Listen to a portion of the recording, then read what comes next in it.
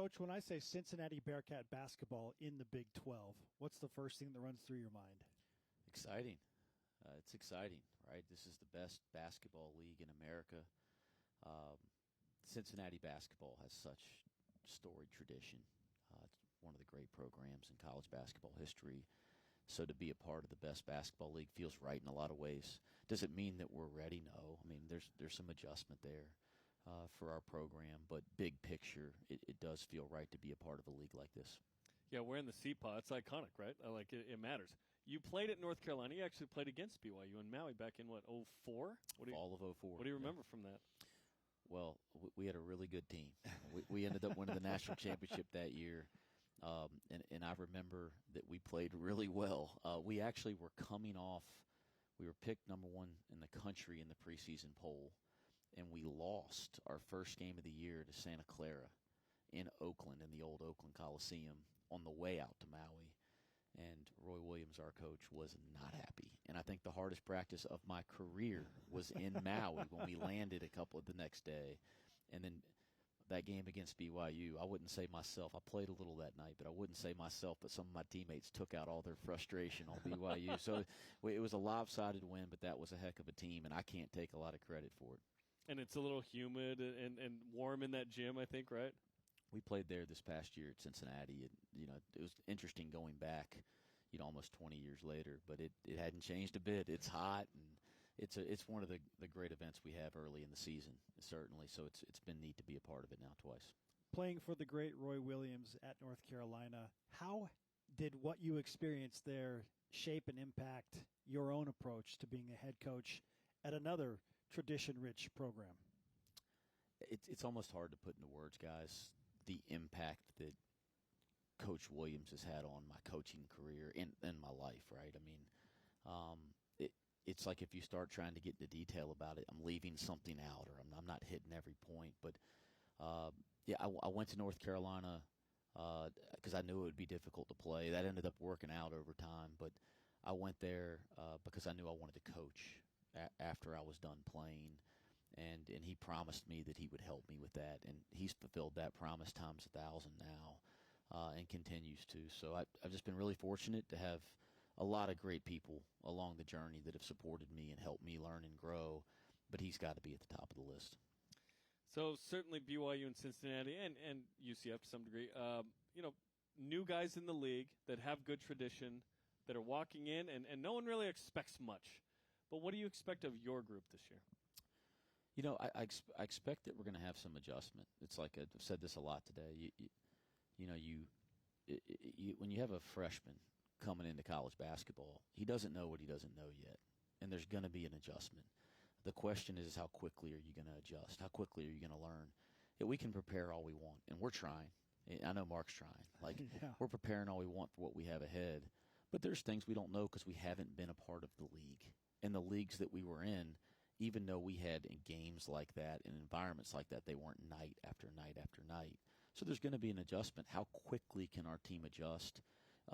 That'll be something that we'll be talking about all year. And I think I have a group that's capable of that. We're going to demand that, and I think we can get there. I really do.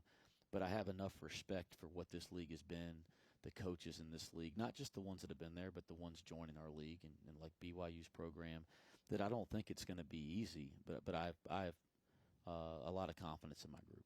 In some strange way, because I've heard that phrase used a lot, they don't know what they don't know. But let's say Cincinnati gets into a big-time game and you're at Baylor, you're at Houston, or you're in the Fog and you're playing against Kansas. And because this is the first time, sometimes the pressure doesn't really set in because it's just the first time you've experienced it. So is there strength in that sometimes? Now, you guys have thought more about it than I have. I mean, as coaches, shoot, I'll tell you what I'm thinking about today. When we get back home in a couple hours, getting better, that's, I don't think about all the scenarios. But yeah, I do think that just having a team that stays in the moment, doesn't think too deeply about this, worries about getting better every day, understands there's, in a league like this, when Kansas finished the year last year, number 1 in the AP poll, I think, is the number 1 team. And starting as the number 1 team now. They lost 3 in a row in league play last year. If I'm right about that, it happens even to them. So you have a team that was the number one team in the country the whole year. That's what everybody agreed on at the end of the year. And they had a tough stretch. We're all going to have tough stretches. How are we going to respond in those stretches? And I think that'll determine the kind of success that we can have in this league. You brought in a lot of really talented kids, some top 100 guys out of high school. Edrin James kid, Jizzle James, which is fun. Aziz Bandega, we know because he was at Utah Valley just up the road. Beat BYU the last 2 years. This guy's a talented guy. And then the Butler transfer, Simas Lukosic, who you beat BYU out to get. These are two impact guys, it feels like.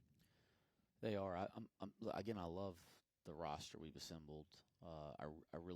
I like the talent and the versatility of our roster, but I really like the kids. I mean, it's our kind of kids. We have shared values that I think fit the values of the institution and the university and the history of the program. So we're excited about all that. But you mentioned those two. I mean, you guys saw it up close. We saw it up close and personal. We came out there and played. Yes, you did. In the quarterfinals of the NIT. I'm still upset with.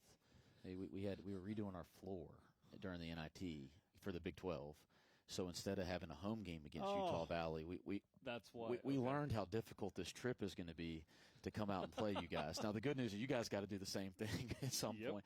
But so we came out there to play, and Aziz, as BYU fans have seen, his impact on the game is so significant. I thought it was his impact on both sides of the ball in the areas that he impacts. It was as significant as anybody I've coached against in 12 years as a head coach. So I'm glad he's on our side now. And then, we needed to add some decision-making and playmaking and shooting, and CMOS has already done that in a Power 5 league the last 2 years at Butler, and we've been really thrilled with both of them since we got them.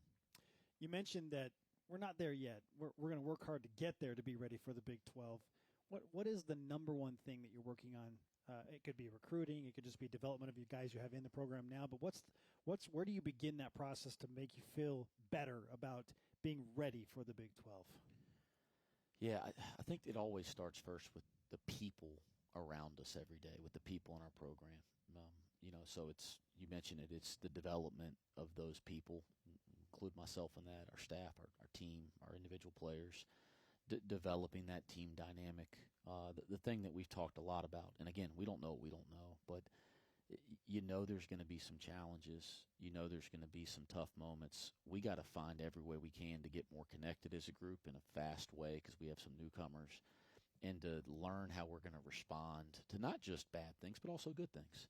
Because you can't have a great night and then relax because you could get smacked that next night. I mean, we've really talked about how we're going to respond to things. But you mentioned recruitment. Every area that you can imagine, we have to excel in, and that's what's neat about joining a league like this. It elevates every part of your program. Coach, it's great to have you on the show. We appreciate the insights, and thanks for taking it easy on BYU back in 2004. I had nothing to do. Raymond Felton and Sean May. Those guys were good. Marvin, those guys, if you're going to take it out on somebody, don't take it out on us. They took it out on Illinois and everybody else. Yeah, exactly. Thank you. All right, thanks, guys.